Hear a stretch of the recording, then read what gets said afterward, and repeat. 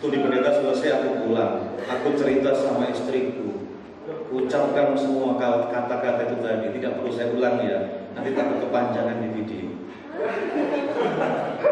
Istriku bilang begini, yang terakhir diucapkan dengan begitu membara, enggak mesin.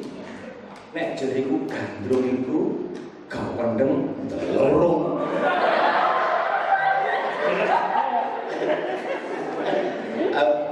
Ya ampun, Yesus, masa bojoku begini.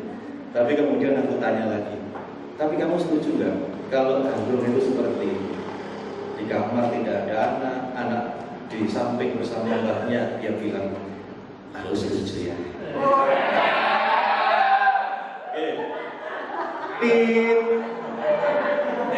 Ada yang berikutnya?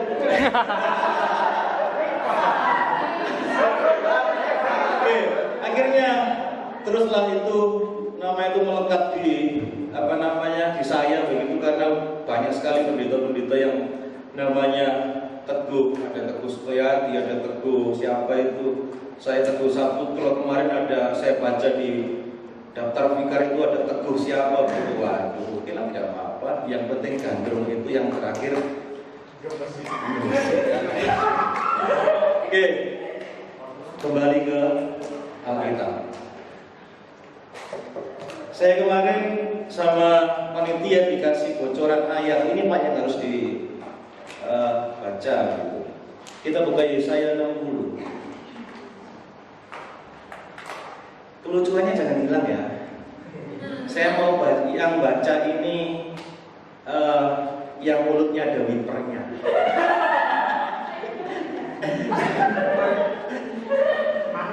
Dibaca mulai dari ayat 1 sampai dengan yang ke-6.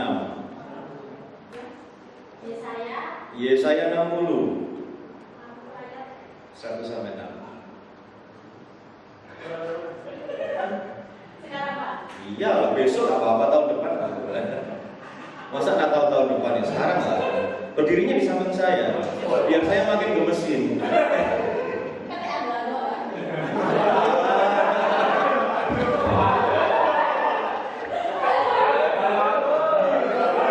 Wipernya dipasang dulu ya.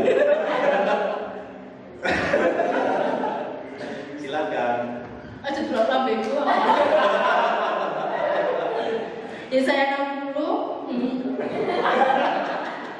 ayat 1 sampai 6. Kemuliaan Sion yang akan datang, bangkitlah menjadi teranglah, sebab terangmu datang, dan kemuliaan Tuhan terbit atasmu. Sebab sesungguhnya kegelapan menutupi bumi, dan kekelaman menutupi bangsa-bangsa. Tetapi terang Tuhan terbit atasmu, dan kemuliaannya menjadi nyata atasmu. Bangsa-bangsa berduyun-duyun datang kepada terangmu, dan raja-raja kepada cahaya yang terbit bagimu.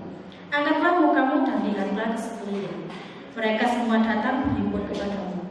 Anak-anakmu laki-laki datang dari jauh, dan anak-anakmu perempuan digendong. Pada waktu itu engkau akan heran melihat dan berseri-seri. Engkau akan tercengang dan akan berbesar hati, sebab kelimpahan dari seberang laut akan beralih kepadamu, dan kekayaan bangsa-bangsa akan datang kepadamu. Sejumlah besar unta akan menutupi daerahmu, unta-unta muda dari Midian dan Eva. Mereka semua akan datang dari Sheba, akan membawa emas dan kemenyan, serta memberitakan perbuatan masyhur Tuhan.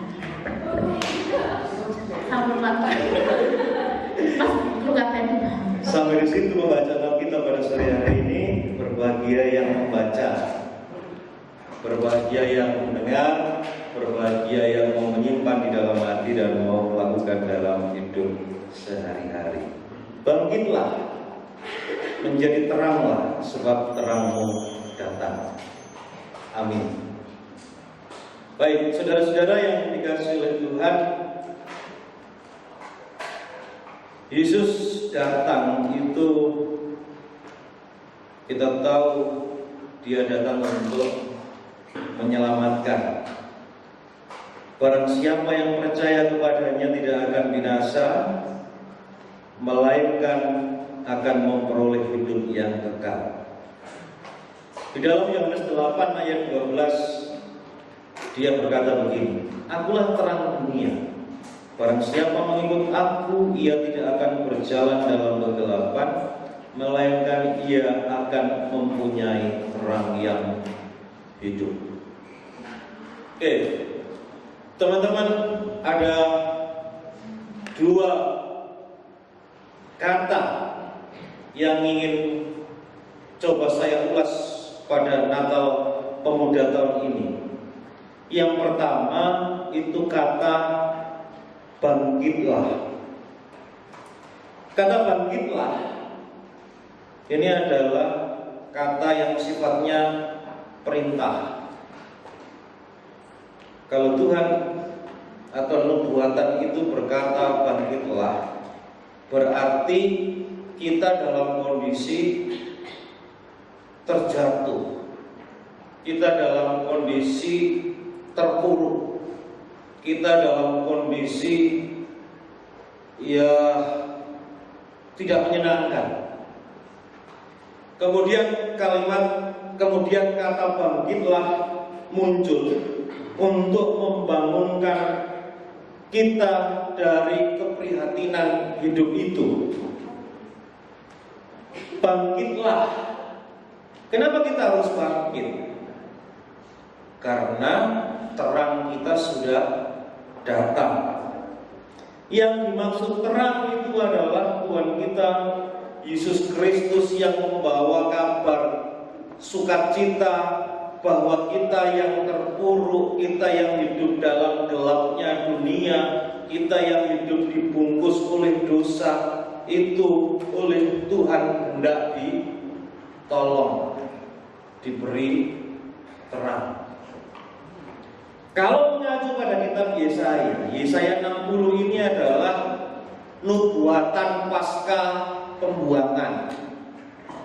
50 sampai berapa begitu, sampai 66 kalau tidak salah. Ini pasca pembuangan. Bangsa Israel sudah di luar masa pembuangan, tetapi mereka masih dalam kondisi belum stabil. Hidup mereka masih belum enak lah. Mereka masih terkurung dengan trauma yang begitu panjang selama mereka hidup dalam pembuangan itu. Kemudian Nabi Yesaya ini menubuatkan semangat bahwa harus bangkit dari kelamnya masa lalu. Masa lalu itu jangan dipelihara. Lek mantan ya wis dilupakan saja. Ya Mas Hamid ya. Mbak Elo jangan ingat. Aku tahu. Mantan itu dilupakan saja. Kita lihat ke depan. Oh, ada sesuatu yang lebih baik, ada sesuatu yang lebih indah. Ayo itu kita gapai. Kemudian ketika kita sudah melihat ke depan, lalu kita bangkit. Kemudian ada satu lagi kata, menjadi teranglah. Ini juga sebuah perintah. Nubuat ini adalah sebuah perintah. Kita diberi terang oleh Yesus Kristus supaya terang itu tidak hanya menerangi hati kita, tetapi Tuhan meminta kita supaya kita aktif menjadi terang itu. Intinya adalah padang ini ojo opek dhewe. Terangmu ini jangan hanya gunakan untuk dirimu sendiri, tetapi pancarkan terangmu untuk dunia, minimal di sekitar hidup kita, supaya terang kita itu menyinari gelapnya kehidupan di sekitar kita. Lalek pemuda kebon agung ora iso dadi padang, malah meteng-metengi kancane.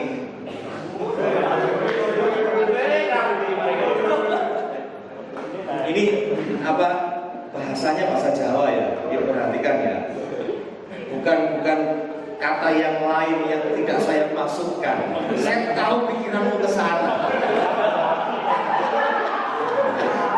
Ini tanda-tanda nih pemuda KPI peteng.